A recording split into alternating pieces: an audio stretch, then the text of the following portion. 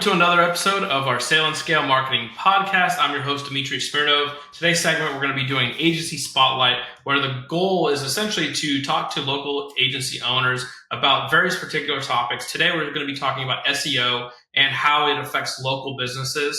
And today's guest is Brian from Sky SEO Digital. Brian, thank you for being on here with us. And, let's start off with a little bit of introduction on your side. Tell us more about yourself, your background, and how long you've been in the marketing industry.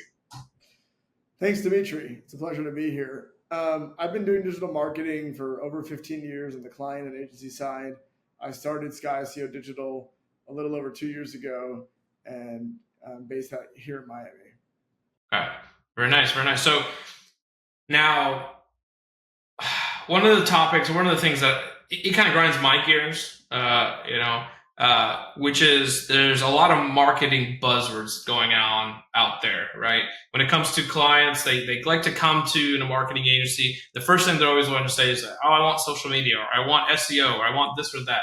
Not because, that's the right thing to do for their company, but because they heard that buzzword so many times, they think they have to have it, right? So, tell our audience a little bit more about what sort of industries and business types really do benefit from SEO versus which ones really don't need it or have no purpose for it? So I'd like to say that every business can benefit from SEO. Obviously, if you're, crushing it online, you're getting a ton of leads, and your site has just grown organically over time, you may not need SEO as much, but it can help target particular people and particular keywords that maybe you're missing out on. But definitely if you're a local business and you service people at your location, you're a restaurant, you're a dentist, you're an accountant, you're any kind of business where someone might come to your office or to buy a good or use a service, it's beneficial to show up in the Google local map pack, they call it, where they list local businesses with their addresses and phone numbers, and people may contact you that way when they're looking for a local business. So definitely, if you're a local business, it can help to do SEO. All right. So can you guide us through, this is something that I know, but I definitely want you to tell our audience a little bit more about it. But there's multiple ways of being shown on Google, right? And showing up in Google search. Now, could you go through the different types of placements that exist right now? And what each one is and how you can utilize that? Right. So typically when someone Googles something, if there's a quick answer to it, like how to boil an egg, you might see an answer box at the top of the page. If you're looking up a political figure or a celebrity, it might show up in the knowledge graph on the right side of the page and have the person's date of birth, where they're from, maybe some movies they've been in, or political appointments they've held. And then, of course, there's the organic results, which is any of those 10 blue links you see in the search results. And there's the paid placements, which is the pay-per-click. So every time someone Googles something and they click on your ad, you pay for that click, which can be very expensive depending on your business. So if it's, pressure washing, it might be $5 a click. But if you're a personal injury attorney, that could be a $100 click, or it could be a $200 click. Okay. Now, on the differentiation between SEO organic listings and the paid listings, could you describe what's the difference there, and how can somebody tell when there's a paid ad versus when it's an organic position? So if it's a sponsored result, if it's a Google ad, it should say sponsored in the corner, and it's always at the very top of the page or the very bottom of the search results. And the organic results, or those blue links that are just people's websites that are not paid, that are SEO results, are going to be in the middle.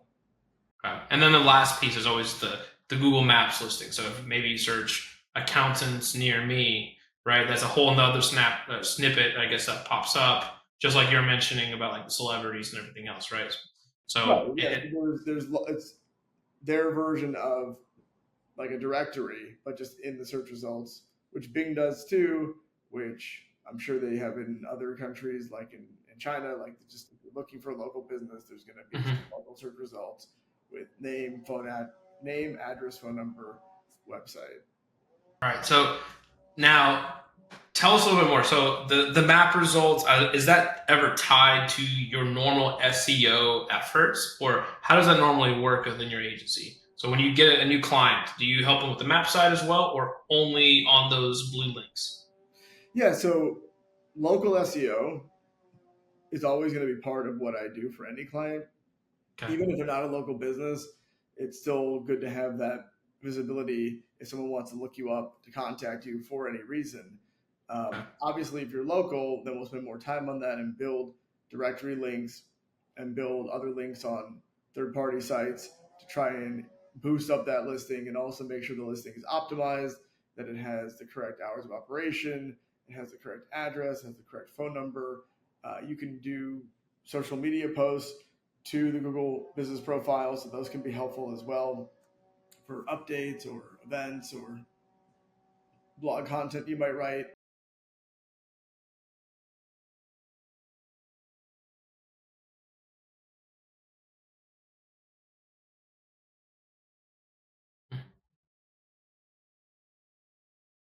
Mm-hmm.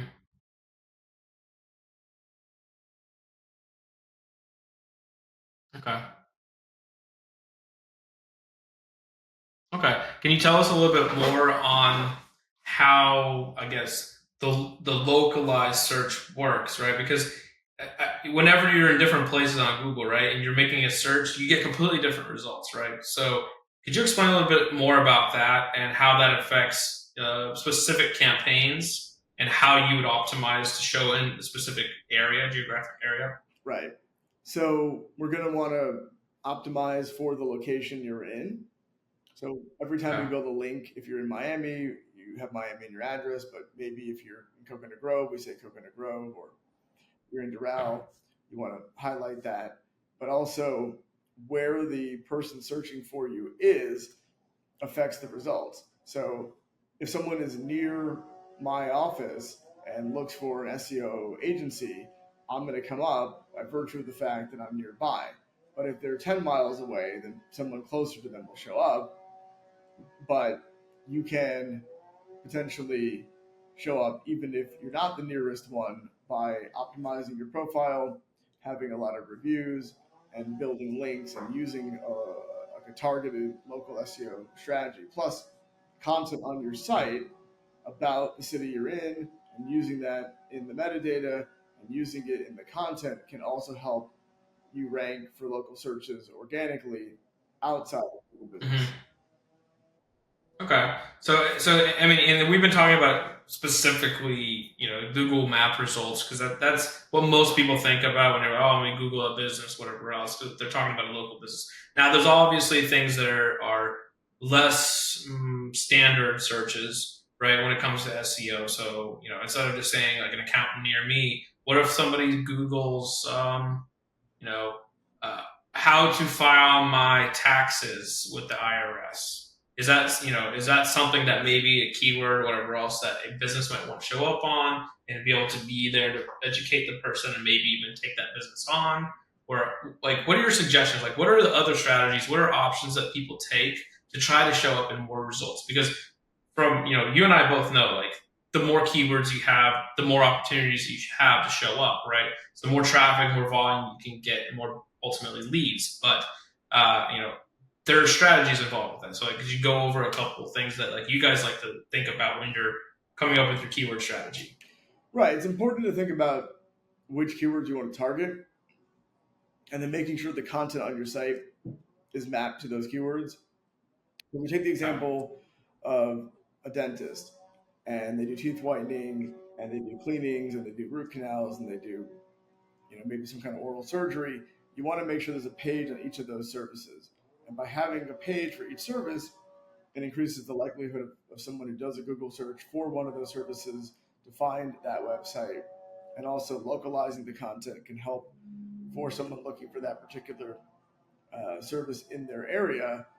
Also, blog content about the services can help. But basically, it's very difficult to rank for a keyword if there's not a page about it. And typically, for a service or a product, you want to have a standalone page. And the blog content can kind of prop up the other content. So you can write 5 or 10 or 15 blog posts about root canals and have a root canal page and be linking to it and help sort of boost the rankings and the visibility of Okay. those pages. Okay. So now, when it comes to like the keywords themselves, right? So we're talking about, like I said, that was a super simple example, like root canals in Miami, Florida, right? Now, kind of back to like my other sample, like let's say there's something that's not like the direct service, right? But maybe a question about the service. Is that something that is Sure. worthwhile?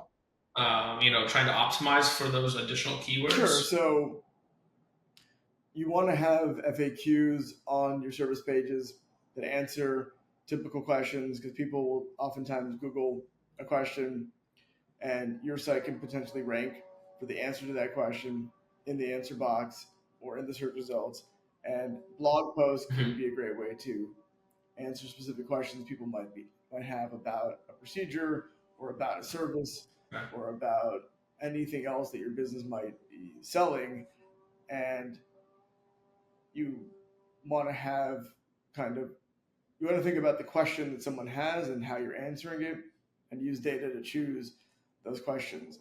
One way being Okay. Googling a particular service or process or whatever, and then seeing what are some questions or searches people also do and coming up with content around that to help boost the overall SEO of that thing that you're promoting.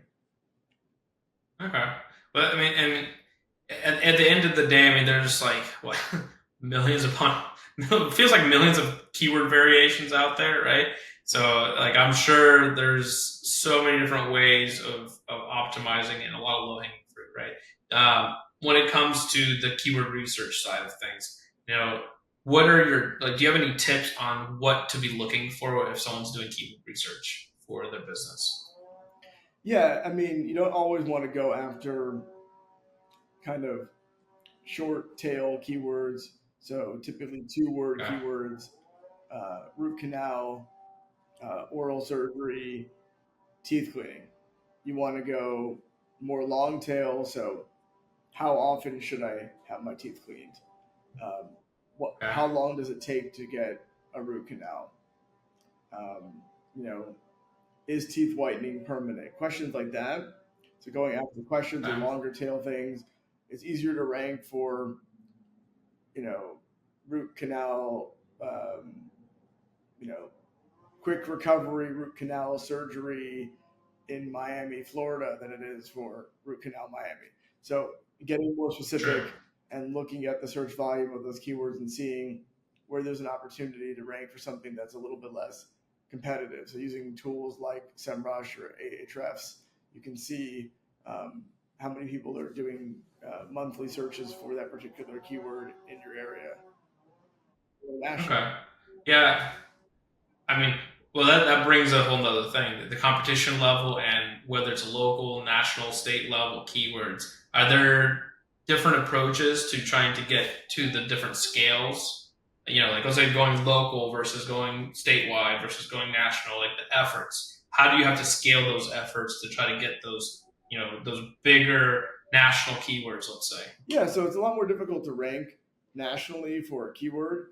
So for what we do, as we're not limited to a particular geographical area, getting someone to a website to rank for SEO or Google Ads or blog writing or web development or something like that's going to be very difficult because there's national agencies. But Competitors, yeah. Higher, the bigger the space or the scale of your, yeah, your geographic location, yeah, more competitors, more work you especially got to like do, in right? So, e-commerce, if I'm selling women's jeans or something, it's going to be difficult to rank mhm. for something like that. That's more of a national keyword. But locally speaking, it's easier because it's like refining the net the scope. So if there's 2,000 searches monthly for um, root canal surgery, but there might only be 150 or 200 for root canal surgery Miami. So the more Hmm. narrow you get, the more specific you get, the less searches there are. That can make a difference. And obviously, some things are going to be more competitive than others. So that can play a Right. role in how easy it is to rank for that particular keyword. Okay. And when you say difficulty, right, when it comes to SEO, so what do you really mean by difficulty as far as the resources or what work you need to do, right? Like higher the difficulty of the keyword, how does that equate to the amount of work or time that it's going to take to rank? So these different tools I've mentioned will assign a difficulty out of 100 usually for a keyword and Mhm. ranking for it. And obviously, the more difficult, the broader it is, the more time it's going to take, and it may also not be possible. So I worked for a guided tour Okay. company years ago, and they would do tours in Europe, and one of the tours they did was Vatican tours. So of course the Okay. Vatican is going to rank number one for that, and then something like TripAdvisor or a bigger national competitor like Viator is going to outrank them. But if it's a very specific tour, like something that they came up with, like let's say seeing some site plus a cruise, river cruise, or a lunch and something Mhm. else, or at night, then you get more specific. It's a little bit easier to rank for that. Um, but Okay. yeah, the more difficult the keyword, the longer it's going to take to rank, and it may not always be possible. But the more specific you get, the more narrow you get, the easier it is, the better Mhm. your odds of seeing results. Okay. And now for our listeners who don't really know what really, because there's a lot of work that goes into SEO, right? Could you tell us the components of, let's say, like your daily work for a client, right? Like what makes up, like what efforts do you take that make the biggest difference versus, are still important but you need to always do anyways, and then kind of going down that scale, right? What's the most important thing for an SEO campaign for a client? Yeah, so Start the with that. most important thing is going to probably be the content. Okay. So adding new content, adding blog posts, and not just short blog posts, but some long form content that's 1,000 words or 1,200 words, and making sure that every service they offer or every product they offer has a built out page that's well defined and well optimized. Um, and then equally important, I think, is also link building. So getting links on third party sites, getting PR done, getting press releases, or getting articles written, um, being either included on a list of top 10, top 15, top 20, Hmm. or maybe offering a quote, like commenting on something, but getting that visibility. There's more routine stuff like the reporting and the like doing a monthly audit and checking for errors. And obviously, in the beginning, during the onboarding process, when you run a site through a tool like Screaming Frog, there's going to be potentially hundreds of errors depending on how big the site is. But then after the first time, you can kind of, you still have to monitor that, but it's not going to be as dramatic, and the amount of time that goes into it maybe decreases. But I think the content and the links are always going to be something that's important. And then also local SEO is sort of an ongoing part of it as well, Okay. especially if we're building specific local links to help rank in the local map pack that we talked about in Google. Okay. Well, I mean, so on the content side, so you mentioned that the length of the content is important, right? The frequency that you're posting, right? Now, what kind of difference in results can someone see if they're blogging one time a month versus 20? Is there going to be a sizable difference in Yeah, the I results? mean, so I think quantity is important and frequency is important. I think ideally, in sort of a growth mode, you want to be posting maybe once a week. That being said, I'd rather two really well written, long form posts be published each month Hmm. than four short ones where you can go deeper. And then it also depends on the client's commitment. So AI is fine, but you still need the human touch, and you still need someone to review that content and edit it potentially, especially if it gets more technical. If it's something that's very straightforward, like how to change your oil on a car, there's not that much creativity. But if it's strategies for investing, or if it's maybe strategies for SEO, for example, and there's more nuance to that than having a writer involved, I think is important. But the quality, I think, is the most important, not just the quantity and the frequency. Okay, I mean, and that's a great point, and it also is a nice segue into kind of one of the things you mentioned there, which is AI, right? Like AI is affecting a lot of different businesses, including marketing, and I know for sure it's affecting the SEO industry as well. Where in the past, everybody was writing their own articles. Nowadays, everybody's using AI to write their content nowadays, right? So, have you seen any effect on the SEO industry with the AI doing a lot more of the writing nowadays? Is there more noise out there? Is it, do you need to be doing a lot more content than you used to because of all the extra content that anybody can just post out there because of AI? Or what are you seeing? There's a lot of people abusing AI and putting out kind of subpar content and not even reading it. And then there's other people that are trying. I think it's a tool. I think it's improved even in the last year, or definitely since when it started, when ChatGPT first came out. But anyone doing digital marketing is definitely using it. And since people don't want to write, it's become kind of a crutch. And certainly people don't want to spend the money, because if you're my client, I'm happy to get a writer and happy to pay them $30 an hour or $50 an hour to write amazing content. But clients I'm getting don't want to do it, or they don't have the budget for it. So they'd rather me use AI, and then they can edit it themselves. Mm-hmm. And it's good enough that maybe if you spend 15, 20 minutes, you can kind of power through it and fix it up. I also use ChatGPT for 4.0, or whatever the newest one. It's 4.0 now. Mm-hmm. 4.0, the paid version, which I've seen is a little bit better. Mm-hmm. And it's unavoidable, and it's only getting better.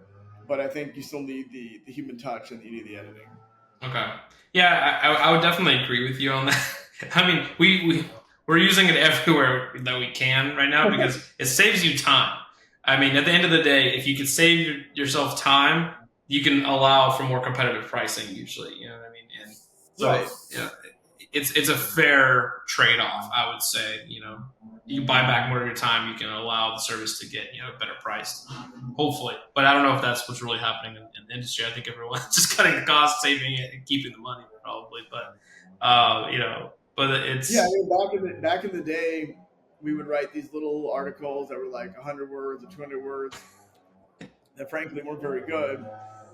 And now with AI, but I mean, I've worked with lawyers, doctors, engineers, people in finance, personal injury attorneys, etc. And they're all pretty happy with the content. It's rare that I've had someone come back to me and say, this is horrible, this is wrong. Even the pickiest of clients I've had has still been happy with it. But like I said, you got to put in a little bit of time. But the time it takes you to edit that article is going to be a lot less than it would take someone to write it. I mean, you're looking at least 2 or 3 hours to really write and research something. And even writers themselves are using it. I used to use a service called Text Broker, and you submit the request, they send it back to you in like 24 hours. But they're probably using AI too, so I'm not going to pay them. I'm going to pay them to basically do what I'm going to do for free. And Andrew's helping, so she's taking care of it. That's funny. All right, so now I think this is a great question for the audience to hear now. So when it comes time to hire an SEO agency, let's say you are part of one of those businesses that would greatly be affected by SEO, it would be beneficial for you, right? Like, what should they be considering when hiring a agency or an SEO expert or anything when it comes to SEO? Like, what should their approach be? What questions should they be asking? And how do they really tell if somebody really knows what their stuff is, right? Because there's a dime a dozen people offering SEO out there, and let's just be honest, it's a competitive market, right? Like, what is it that you think they should be looking for when they're looking for an agency? Yeah, I think reputation, the same way before you choose a doctor or Okay. an accountant, you might look at their reviews, ask for references, ask for samples of their work, look at case studies on their website. I think all that, but also you want someone that's transparent.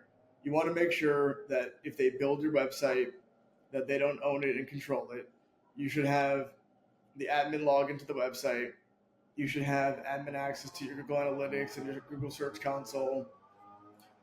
You should never sign a long-term contract if you don't have to. All our pricing and all our contracts are month to month, because I don't want to make you work with me if you're not happy. I'm trying to help you. I'm trying to be a partner. So, just don't do anything that you might regret, and make sure that it's equitable and that they're not taking advantage. And also be wary of anyone that guarantees results. They say, oh, you're going to rank, number one in 30 days or 60 days. It's just not true.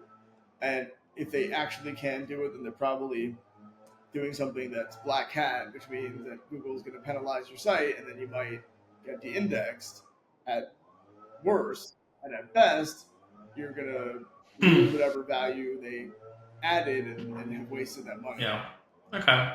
I mean, I agree with you on the reputation side. I definitely agree with you.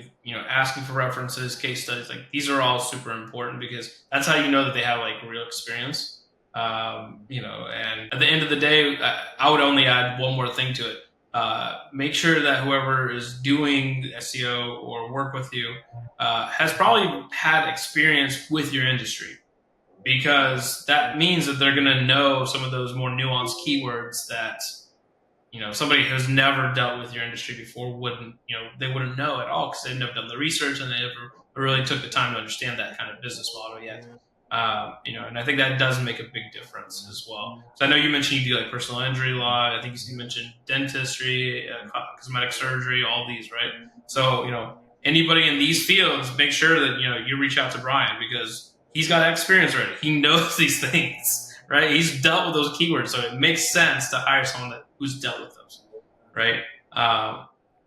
Now, there's one thing I will tell the audience. And this is where I would tell you, it's like, you got to be wary about, there are what are called niche agencies that only will say they'll do only dentist offices, right? We're experts on SEO for dental offices. Okay, but what you need to be wary about is how many other dentists in your location are they already working with, right? And in those business models, they literally run off of just lists of all the dentists in like local zip codes until they can get business. And some of them are not as forthright, and they'll be hired by multiple dentists in the same area, and they can't promise all of them that first slot on page one. Okay?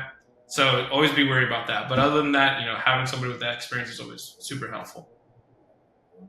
So Brian, any other kind of parting words? Anything that you think is super important for the audience to know about SEO, or to consider if they're either looking to hire somebody or they're already doing it and maybe it's a tip for them to do better?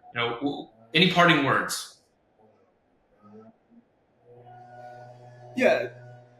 You get out of it what you put into it, SEO, and don't expect overnight results, and you have to be patient and put in the time. But once you build the foundation, you can have ongoing success. So it's up to you. And if anybody wants to work with you or hire your firm for SEO, how can they get in contact with you? Visit SkySEODigital.com. All right. Or awesome. Contact Dmitry. Or contact me. I'll put you in contact with Brian anytime. All right. Well, it's a pleasure, Brian. Thank you for coming on the show with us. And best of luck with everything, and we'll see you soon.